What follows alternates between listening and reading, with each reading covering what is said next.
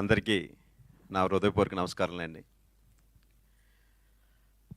మా దేవుడిచ్చిన అన్న, మా బండ్ల గణేష్ అన్న నిజంగా దేవుడిచ్చిన అన్న అండి. ఈ సినిమాని యాక్చువల్గా లాస్ట్ ఇయర్ ప్లాన్ చేసాం.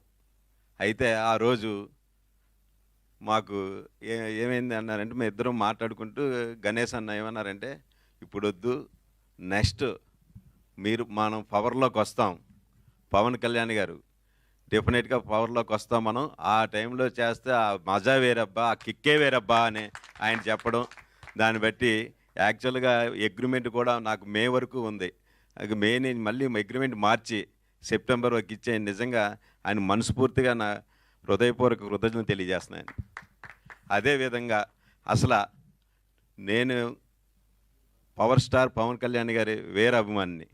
ఆ అభిమానిగా ఆ సినిమా ఎలాగ ఉండాలి మా హీరో అన్నది ప్రతి ఒక్క అభిమానిగా కోరుకుంటారు. కానీ ప్రతి సీను నేను మళ్ళా ఎప్పుడు చూస్తూనే ఉంటాను.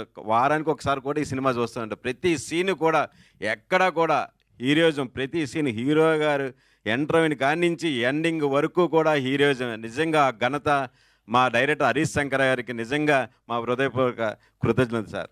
ఎందువల్లంటే ఈ సినిమా ఇంత హైప్ అది వచ్చిందంటే కారణం మీరే సార్. నిజంగా మా అభిమానులు మేమేమైతే అనుకున్నామో అదే విధంగా అసలు మాకు పవన్ కళ్యాణ్ అంటే పిచ్చ. అటువంటి ఏ విధంగా ఉన్నదో మీరు కూడా ఆ విధంగా తీయడం వల్ల నిజంగా అది ఇప్పటికీ 12 సంవత్సరాలు అయిన తర్వాత శ్రీ గణేష్ అన్న ద్వారా నేను రిలీజ్ చేయడం, దానికి ఎనలేని ఈరోజు మీరు అసలు ఫస్ట్లో రిలీజ్ అయినప్పుడు కూడా ఆ విధంగా టికెట్ల అప్లికేషన్ లేవు. ఈరోజు ప్రతి ఒక్కరు కూడా అన్న మాకు టికెట్లు ఇప్పించన్న మొత్తం వరల్డ్ వైడ్ మేమే చేసాం.